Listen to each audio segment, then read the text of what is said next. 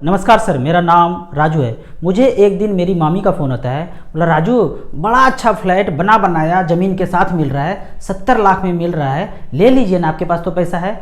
मैंने कहा मामी जी से, मामी जी ये बताइए 70 लाख में कितना जीरो होता है? तो मामी जी ने कहा 70 लाख में एक जीरो होता है। जैसे ही मैंने ये सुना कि 70 लाख में एक जीरो होता है, मामी जी को बोला मामी जी प्रणाम, ठीक है हम आपसे इस पे बाद में बात करेंगे। और मैंने फ़ोन काट के रख दिया। फिर वाइफ के पास आया और वाइफ से पूछा, पता है मामी जी ने यह कहा कि 70 लाख में एक जीरो होता है। तो फिर मेरी वाइफ ने कहा उनसे, आप ये नहीं पूछे कि फिर 70 में कितना जीरो होता है? तो मैं बोला अरे हाँ, मैं तो दिमाग में नहीं रहा कि 70 बोलता तो 70 में भी तो एक जीरो बोलती, और 70 लाख में वहाँ भी एक जीरो बोला। अगर मैं ऐसा पूछ के वहाँ बता देता तो आग लग जाता, और मैं आग कभी लगाता नहीं हूँ। मैं यहाँ पे टॉपिक पे आते हैं कि हम भारत देश में जितने भी लोग हैं ना, उनको आप देखेंगे 70 लाख उनको कम लगता है, और 17,000, 18,000, 19,000, 20,000 ज़्यादा लगता है। ये क्यों ज़्यादा लगता है मैं बताता हूँ कि जो 70 लाख का एक फ्लैट है उसको देखेंगे तो सबको पता है। मेरी मामी जी के लिए ये सिर्फ नहीं है, ऑल इंडिया में जितने भी लोग हैं 70 लाख में उनको एक ही जीरो समझ में आता है। जबकि 17,000 का अगर बात किया जाए तो यहाँ पे 3 जीरो होता है। तो जाहिर सा बात है 17,000 ज़्यादा हुआ और 70 लाख कम हुआ। तो 70 लाख जब कम हुआ तो खरीदना ही चाहेंगे ना। कोई चीज़ अगर कम में मिल रहा है तो हम तो खरीदेंगे ही खरीदेंगे। महंगा मिल रहा है तो क्यों खरीदेंगे? तो रेंट पे रहना महंगा है, ऑलवेज महंगा है, क्योंकि यहाँ पे 3 जीरो है। खरीद के रहना सस्ता है क्योंकि यहाँ पे एक जीरो है। अब इस तरह का पढ़ाई भारत देश के लोग कहाँ पे किए हैं मुझे नहीं पता है। राजू नाम का लड़का जब मैथ के क्लास में पढ़ते थे तो सबसे आगे वाले बेंच में बैठते थे, और वहाँ पे सिखाया गया था कि 1 लाख में 5 जीरो होता है। इकाई, दहाई, सैकड़ा, हजार, 10,000, लाख, तो 5 जीरो होता है। ये ज़्यादा होता है, लाख में 5 जीरो होता है। मैंने जो पढ़ाई किया ना वो रेंचो की तरह पढ़ा, जहाँ से ज्ञान मिला समेटता चला गया। समाज से सीखा, गुरुजी से सीखा, बेंच पे बैठे दोस्तों से सीखा, जहाँ से ज्ञान मिला समेटता चला गया। इस समेटने के चक्कर में 12th में मैथ में 98% आया और 10th में 94% आया। इस मैथ के वजह से वो कैलकुलेशन दिमाग में फिट है। अगर मैं पूरे मैथमेटिक्स का बात करूँ ना तो कितना चीज़ पढ़ा होगा याद भी नहीं है। Cos theta, tan theta, theta, ये सब कुछ भी याद नहीं है। एक फार्मूला जो जिंदगी में काम आ रहा है, ब्याज बराबर मूलधन गुना समय गुना दर बटे 100। अंग्रेजी मीडियम में पढ़े होंगे PTR/100, वही है ब्याज बराबर मूलधन गुना समय गुना दर बटे 100। यहाँ मैं हमेशा बोलता हूँ कोई भी इन्वेस्टमेंट करते हैं अगर 1% मंथली नहीं मिलता है तो वहाँ पैसा नहीं लगाना है। अगर साल का 12% नहीं मिलता है तो नहीं लगाना है, दिमाग लगाना है। क्या आपने 1 करोड़ लगाया, उस 1 करोड़ से 1 लाख रुपया पर मंथ आ रहा है क्या? बैठे बैठाए आ रहा है क्या? अगर तो आ रहा है तो इन्वेस्ट करेंगे, नहीं आ रहा है, दिन रात इन्वॉल्व होना पड़ रहा है, 10 लोगों को लगाना पड़ रहा है, सारे फैमिली मेंबर्स को वहाँ पे झोंकना पड़ रहा है, ऐसे जगह पे पैसा नहीं लगाएंगे। इससे अच्छा है कि इक्विटी म्यूचुअल फंड में मार्केट में लगा देंगे, और वहाँ से 1% मंथली, साल का 12% मिल ही जाता है लंबे समय में, तो यहाँ इन्वेस्ट करेंगे। मैं ये कहता हूँ कमाने के लिए, बिजनेस बढ़ाने के लिए इतना पैसा नहीं लगाएंगे अगर 1% से कम रिटर्न मिलता है। अगर आपको कोई शौक है, इंटरेस्ट है, पैशन है, वहाँ लगाएंगे।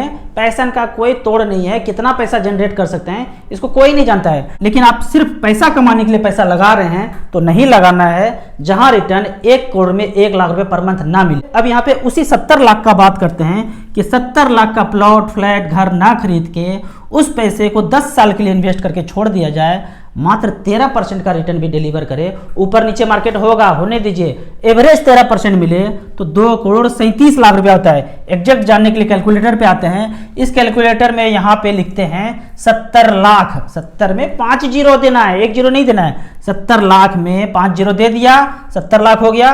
10 साल के लिए उस पैसे को छोड़ दिया, जमीन, प्लॉट, फ्लैट में चेक काट के ना दिया, SBI म्यूचुअल फंड में, ICC में, HDFC में, एक्सिस म्यूचुअल फंड में पैसा दे दिया, जो बैंक म्यूचुअल फंड चला रहे हैं वहां चेक काट के डाल दिया, और 10 साल के लिए इंतजार करते हैं, और 13% का रिटर्न अगर डिलीवर करे तो 70 लाख का वैल्यू बनता है 2 करोड़ 37 लाख रुपया। लेकिन यदि गलती से 15% का रिटर्न डिलीवर हो जाए तो पैसा बनता है 2 करोड़ 83 लाख रुपया। यहाँ पे 10% टैक्स दे दीजिए। दूसरे जगह लगाएंगे 30% टैक्स देना पड़ेगा। कुछ भी नहीं करेंगे, घर में पैसा बक्सा में बंद करके रखेंगे तो ब्लैक मनी कहलाएगा। दिन रात सोएंगे नहीं, शुगर, BP, इंसुलिन का मेडिसिन चलेगा, समय से पहले ऊपर चले जाएंगे।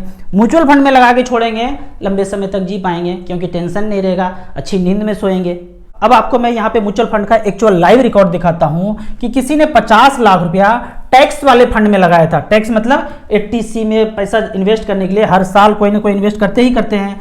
लास्ट 10 ईयर्स के लिए हम देखते हैं एक्सिस लॉन्ग टर्म इक्विटी में किसी ने पैसे एक्यूमुलेट करके 50 लाख रुपया लगाया था। उस 50 लाख का वैल्यू आज है 10 साल के बाद 2,79 लाख, 18% का रिटर्न डिलीवर किया है। Birla sunlight tax relief fund में जो 80C के अंदर आता है 50 लाख का वैल्यू है 2,05 लाख, 15.17% का रिटर्न यहाँ पे जनरेट करके दिया है। निप्पॉन इंडिया टैक्स सेवर ने 50 लाख का 10 साल में 1,85 लाख रुपया बनाया है 14% के रेट से। क्या कोई बिलीव कर सकते हैं आपके पास 50 लाख रुपया जो था वो कहीं ना छुपा के रखते, यहाँ पे डाले होते तो आज 1,85 लाख रुपया व्हाइट होता, ब्लैक में नहीं होता। और 14% के मात्र रेट से ये 1,85 लाख रुपया बनाया है। ठीक उसी तरह SBI लॉन्ग टर्म इक्विटी का बात करते हैं। 50 लाख रुपया चेक काट के SBI म्यूचुअल फंड के ब्रांच में दिए होते, बैंक में जाते और बोलते SBI लॉन्ग टर्म इक्विटी में पैसा डाल दीजिए। यहाँ 50 लाख डाल देते, 2-2 लाख करके डालते, 5-5 लाख करके डालते। 50 लाख रुपया अगर एक्यूमुलेट हो जाता तो 10 साल में पैसा बनता है 1,94 लाख रुपया। किसके पास 1,94 लाख रुपया है व्हाइट में कैश? जब मर्जी चाहे तो यहाँ से 5 लाख, 10 लाख, 20 लाख निकाल सकते हैं। आपको एक क्रेटा कार खरीदना है, 10 लाख निकाले, खरीद लिए। आपने प्लॉट खरीद के रख लिया है, क्रेटा खरीदना है, तो क्या काटेंगे, क्या बेचेंगे? पूरा बेचना पड़ेगा। तो यहाँ पे कोई बेचता ही नहीं है पूरा, तो कभी क्रेटा कार में घूमते ही नहीं है। आप देखेंगे जमीन जायदाद खूब है, एक कार नहीं है। क्यों? क्योंकि कार खरीदने के लिए चाहिए 10 लाख रुपया, वो कैश में है ही नहीं। पूरा का पूरा कौन बेचे, बाकी पैसा का क्या करेंगे?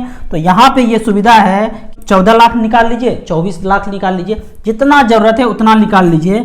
SBI लॉन्ग टर्म इक्विटी का बात करें 14.53% का रिटर्न मिला है। आप देखेंगे बैंक, पोस्ट ऑफिस, सेफर से आपको 2 गुना 2.5 गुना ज़्यादा रिटर्न मिलता है यदि आप 10-15 साल तक बने रहते हैं। तो मैं हमेशा बोलता हूँ, आप जितना एसेट क्लास जानते हैं, आप 10 साल, 12 साल, 15 साल देंगे तो बैंक, पोस्ट ऑफिस से 2 से 3 गुना आपको एक्स्ट्रा रिटर्न मिलेगा।